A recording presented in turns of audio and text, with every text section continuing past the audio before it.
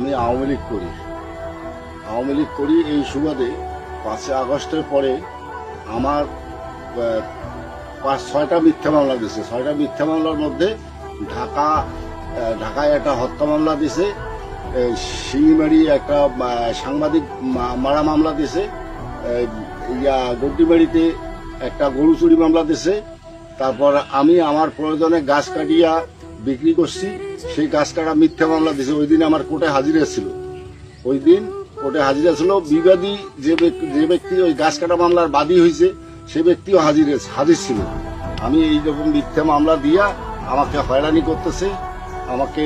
আমাকে বাঁচান, আপনারা দয়া করে আমাকে বাঁচান। 12 মাস 12 দিন জেল খেটে আসিয়া তারপরে মানুষের কাছে হাত পাতি খাইতে খাইতে আর মানুষ দেয় না, তখন বাড়ির গাছ বিক্রি করিয়া খাইছি, সেটার জন্য মিথ্যে মামলা দিছি।